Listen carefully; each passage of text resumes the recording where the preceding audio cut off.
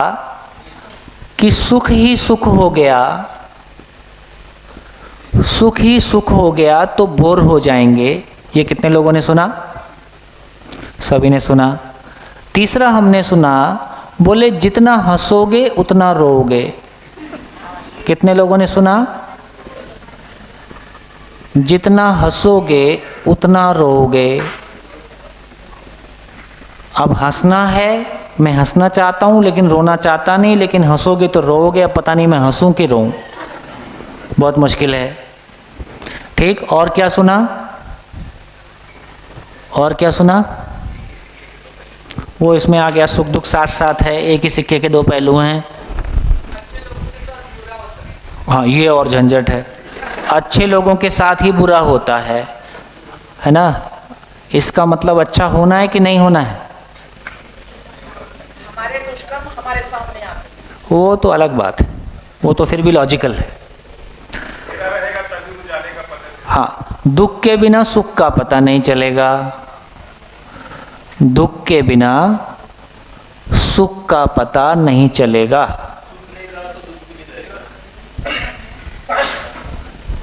है ना? है ना? और संतुष्ट हो गए तो विकास रुक जाएगा। अरे इतना बोलता हूँ ना, 1947 पायरेटेड इन्फेक्टेड मटेरियल है और डे बाई डे और इन्फेक्टेड होते जाता है। इतना सारा सॉफ्टवेयर लेके ये इतनी सारी लाइनें कितने प्रतिशत लोग मान के चलते हैं जिंदगी में? कितने प्रतिशत?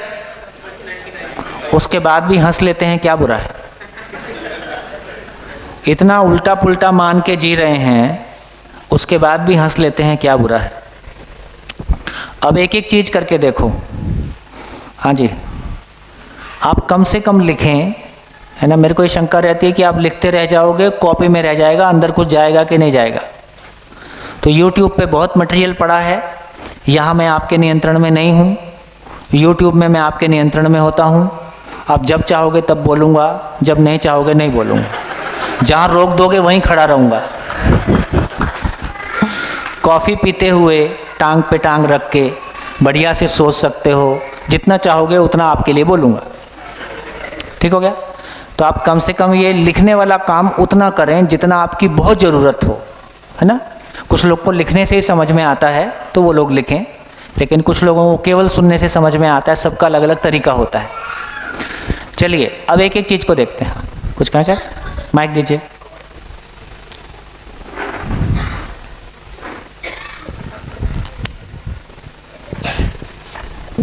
और राजा भैया वो पेन आने थे, आए?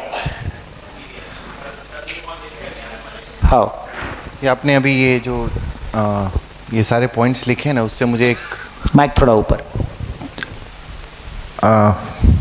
एक और कॉन्सेप्ट याद आ रहा है। जस्ट मुझे लगा कि बाकी लोगों के लिए भी अच्छा होगा अगर उस कॉन्सेप्ट को श्योर इस कॉन्सेप्ट के साथ कंपेयर करके और उसमें और क्लैरिटी लाई जाए। वो है स्थित प्रज्ञता का कॉन्सेप्ट। स्थित प्रज्ञा, हाँ, जो गीता के दूसरे अध्याय में बोला गया है, जिसमें यही बात कही कि आप परे हो जाओ सुख से और दुख से और एक सम स्थिति में आ जाइए, और उस सम स्थिति में आपको सुख और दुख समान लगने लग जाएगा, तो आपका भाव और विचार कांस्टेंट हो जाएगा। हाँ, यहाँ तो ऐसा नहीं, यहाँ ऐसा नहीं है, नहीं बोल रहे। तो वही मैं कुछ चाह रहा था कि उस पर थोड़ा सा आप प्रकाश डालेंगे तो सबके लिए अच्छा। देखिए, मेरे को लगता है कि इसको ना आप रोक के रखो। हाँ। जब हम जीवन क्रिया पे बात करेंगे, मनोवृत्ति चित्त बुद्धि को खोलेंगे, हाँ। तो वहाँ इसको एक्सप्लेन करना ज़्यादा आसान होगा, है ना? आपकी बात बिल्कुल ठीक है। हाँ। मैं लेकिन दो लाइन इसमें कह देता हूँ। हाँ। सुख दुख से परे होने की बात बहुत गहरे में की गई है। हाँ। और वो हमको बहुत स्वीकार भी है। यहाँ और उस बात में क्या फर्क है? जब वहाँ सुख दुख से परे होने की बात कह रहे हैं तो वो शरीर के सुख दुख से परे होने की बात कह रहे हैं। यहां जब सुख शब्द को इस्तेमाल कर रहे हैं, ये लार्जर कैनवस पे है ना? ये लार्जर कैनवस पे है, ये शरीर के सुख दुख से संबंधित ना होके, क्योंकि अभी भी आप देखेंगे यदि समाधान बराबर सुख है तो ये शरीर का सुख है या समझने का सुख है? इसका मतलब है, लेकिन शरीर का सुख इसमें एड्रेस होता है कि नहीं होता है? एड्रेस होता है।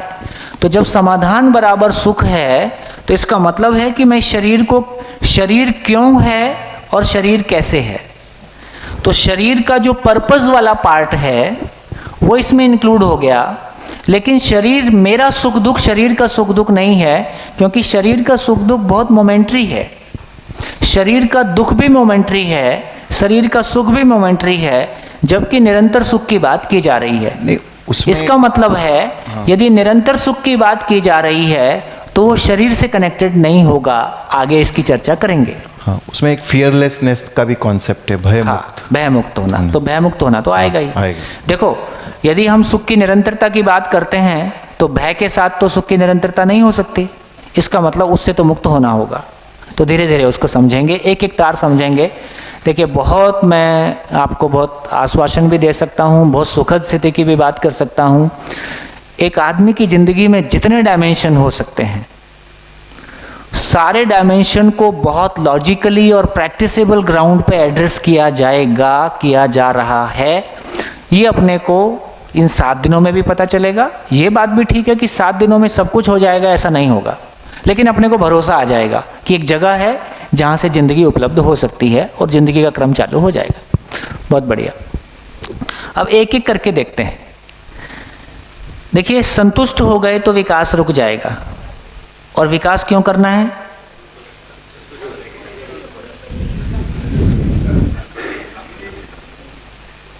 झंझट हो गया। संतुष्ट हो गए तो विकास रुक जाएगा। विकास क्यों करना है? संतुष्ट होने के लिए। अब ये पता नहीं चल रहा है कि विकास करना है कि नहीं करना है,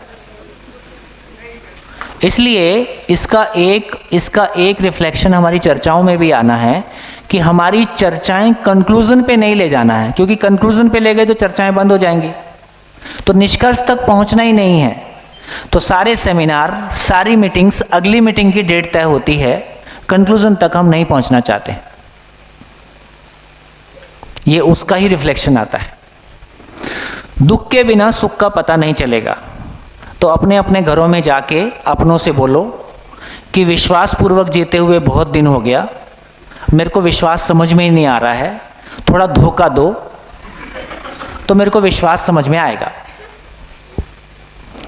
तो धोखा खा के विश्वास समझ में आता है कि विश्वास डायरेक्टली समझ में आता है? एक 4 महीने का बच्चा धोखे को पहचानता है कि विश्वास को पहचानता है? धोखा खा के विश्वास को पहचानता है कि विश्वास से विश्वास को पहचानता है?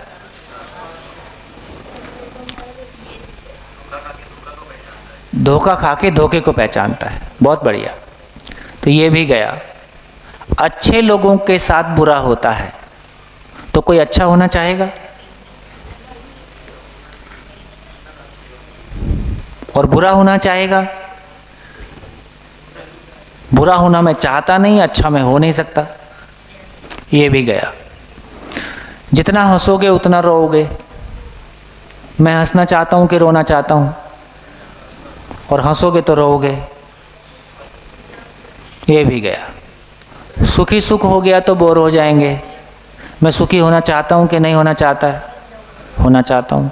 हो गया तो बोर हो जाऊँगा, इसलिए नहीं होना है। हूँ कि नहीं हूँ? सुख दुख साथ साथ है। आप चाहते हो क्या? नहीं चाहते, फिर भी वो है। ये कन्फ्लिक्ट है। तो आप पाएंगे कि हमारी पूरी ज़िंदगी कन्फ्लिक्ट से भरी हुई है। उसमें कोई क्लैरिटी ही नहीं है। बस खा लिए, पी लिए, सो गए और 4 पैसा कहीं से फिर कमा के ले आए और थोड़ा सा गोलगप्पे, गुपचुप, क्या थोड़ा गोलगप्पे खा के खुश हो लिए, थोड़ा नया साड़ी, नया गाड़ी, है ना, कोई चेंज करके खुश हो लिए। ऐसी हमारी सारी खुशियां हैं। एक और है, बोले पहला सुख निरोगी काया। अब काया सुख होती तो WWW तो बहुत खुश रहता, है ना। तो काया के सुख होने से मेरा भाव और विचार, मेरे शरीर के स्वस्थ होने से मेरा भाव और विचार व्यवस्थित होता है। शरीर के बीमार होने से मैं दुखी हो सकता हूँ, लेकिन शरीर के स्वस्थ होने से मैं सुखी नहीं होता हूँ। ये क्लैरिटी आ रही है? मोमेंट्री है। अच्छा लगना अलग दुनिया है, अच्छा होना अलग दुनिया है। शरीर के स्वस्थ होने से मेरा भाव और विचार हमेशा के लिए सुखदायी हो जाए, इसका आपस में कोई रिलेशन नहीं है। दूजा सुख, घर में हो माया। घर में कितना ही पैसा आ जाए, इससे मेरा और मेरे परिवार के भाव और विचार में शांति आ जाए, बल्कि अशांति आने की संभावना ज़्यादा है। तीजा सुख, कुलवंती नारी। ये कुलवंती नारी क्यों होती है, ये पुरुष क्यों नहीं होता? क्योंकि सब पुरुषों का बनाया हुआ है। तो नारी को कहाँ, वो भागवत की कथा में भेजते रहो, है ना, ताकि नारी अपना नियंत्रित रहे और मैं अनियंत्रित रहूं।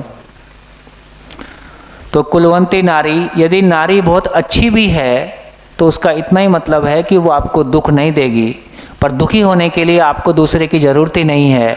आपके भीतर भूतकाल की पीड़ा, वर्तमान से विरोध, भविष्य की चिंता आपके दुखी होने के लिए पर्याप्त है। आपके कॉम्प्लेक्सेस, दूसरों से कंपेयर करना, तिल तिल करके मरना, इसमें आप स्वावलंबी हैं, इसके लिए दूसरे की आवश्यकता नहीं है। हाँ, सेल्फ रिलायंट है ना इसके लिए, है ना। तीजा सुख, चौथा सुख, पुत्र आज्ञाकारी। ये और खतरनाक है।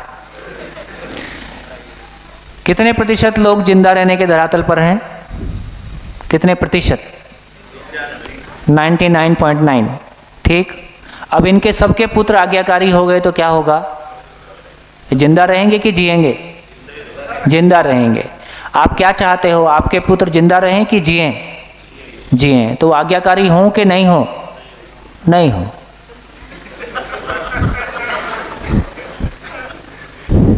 वैसे वो कर रहे, जो आप चाहते हो वही कर रहे हैं, है ना। तो माँ बाप का ये चाहना कि बच्चे आज्ञाकारी हों, ये अच्छी बात नहीं है। और बच्चों ने भी पहचान लिया है कि इनकी आज्ञा मान के कहीं पहुंचेंगे नहीं, इसलिए उन्होंने अपने रास्ते तय करने शुरू कर दिए। उनके पास भी रास्ता नहीं है, इसलिए वो मनमानी पे उतर आए हैं। ये भी एक समझने लायक बात है कि जब तक एक मानव दूसरे मानव को श्रेष्ठ मानता है, जब तक एक मानव अपने सामने वाले मानव को पिता के रूप में, माँ के रूप में, गुरु के रूप में, टीचर के रूप में श्रेष्ठ मानता है, तो उसके सामने कैसा प्रस्तुत होता है? शिष्टाचार से प्रस्तुत होता है, वेल बिहेव्ड रहता है, उसकी बात मानने की कोशिश करता है। यदि बच्चों ने मनमानी करना शुरू कर दिया है तो इसका मतलब है कि उन्होंने हमको श्रेष्ठ मानने से इनकार कर दिया है। इसका दो ही मतलब है, या तो हम श्रेष्ठ हैं नहीं, या हमारी श्रेष्ठता उन तक पहुंच नहीं पा रही है। दो ही हो सकता है। हमारी श्रेष्ठता उन तक पहुंच नहीं पा रही है, ये भी माला हमारे ही गले में है कि कैसे पहुंचे। इसलिए यदि बच्चे मनमानी करने पे उतर आए हैं तो इसमें बहुत संभावना इस बात की है कि हम श्रेष्ठ नहीं हैं, इसलिए हमको श्रेष्ठ होने का प्रयास करने के अलावा हमारे पास और कोई ऑप्शन भी नहीं है, है ना। तो यहाँ से ये समझ में आता है कि ये जो कुछ भी हमने सुख दुख के बारे समझा है, सुख की जो हमारी अभी तक की परिभाषा है, ये सारी परिभाषाएं कैसी हैं? ये सारी परिभाषाएं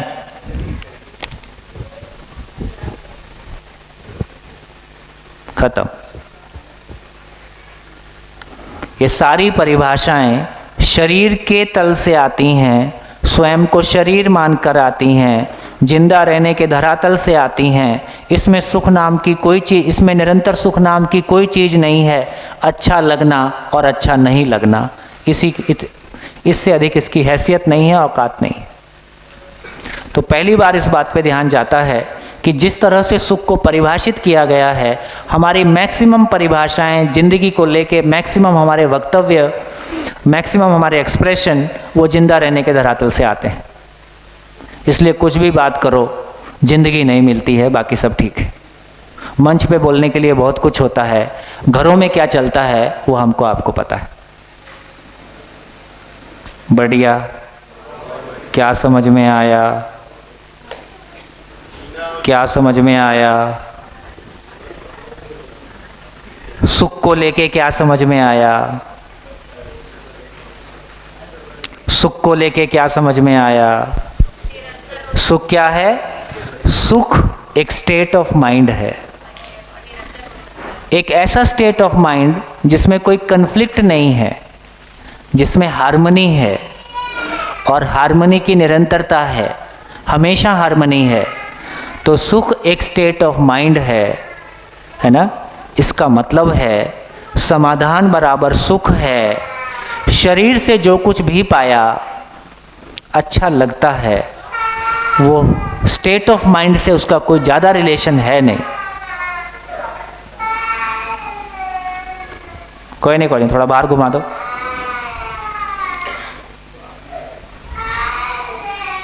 वो कह रहा है मेरे आने के पहले समझदार क्यों नहीं हुए तुम लोग? तो इसलिए मैंने कहा कि देखो, जिनकी शादियां नहीं हुई हैं उनके लिए शिविर ज़्यादा महत्वपूर्ण है। अब बाकी का जो होना था हो ही गया है ना? पर जिनकी हो गई है वो भी निराश ना हो, वो अपना लाइसेंस रिन्यू करते रहें। कहाँ पहुँचे? सारा गया, सब फालतू, एकदम करप्ट सॉफ्टवेयर लेके घूम रहे हम।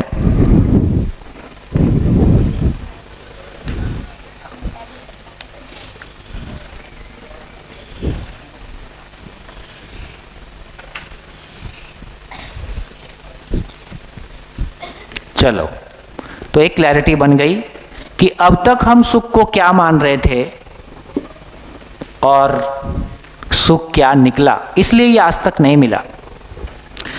सुख को हम ऐसा मान रहे थे, इसलिए इसकी अल्टीमेट लाइन कैसे मैनिफेस्ट होती है।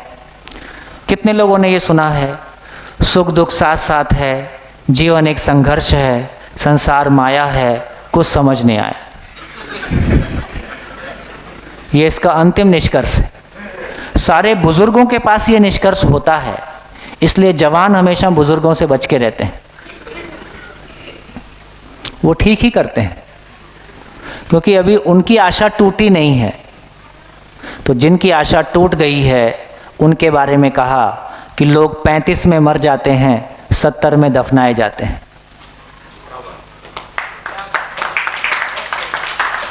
ऐसा ज्ञान मेरे को आप ही लोग देते हो। हर शिविर में कई ज्ञानी लोग आते हैं, कुछ नया नया एडिशन करते रहते हैं, तो मैं भी सुना देता हूँ, फिर कोई नया सुना देता है। ये ज्ञान का एक्सचेंज चलता रहता है। तो कितने प्रतिशत लोग हैं जो 35 में मर जाते हैं और 70 में दफनाए जाते हैं? कितने प्रतिशत? कौन है मरे हुए लोग? जिसकी आशा मर गई है, कुछ नहीं हो सकता है, ऐसे ही चलेगा, कुछ नहीं बदलेगा, कोई नहीं बदलेगा, सब तो सब जानते हैं, फिर भी तो गलत करते हैं। ये 70 किलो का बायोमास है। 35 साल और रिसोर्सेज कंज्यूम करेगा और चल देगा। तो दोस्तों, ये अच्छी स्थिति नहीं है। जिंदगी एक असीम संभावनाओं से भरा हुआ सागर है। उस सागर को कैसे एक्सप्लोर किया जाए, हर दिन नए मोती पाए जाएं, दूसरों को बांटे जाएं, खुशहाली मनाई जाए, बाकी खाना पीना, डोसा खाओ, इडली खाओ। तो डोसा इडली में सुख नहीं है ना? समझना अपने आप में सुखदायी काम है। आज तीसरा दिन है, आपका कंसंट्रेशन पहले से कम है कि ज़्यादा है? आपकी लिसनिंग पहले से ज़्यादा है कि ज़्यादा है? कमर की हालत कुछ ख़राब हो सकती है,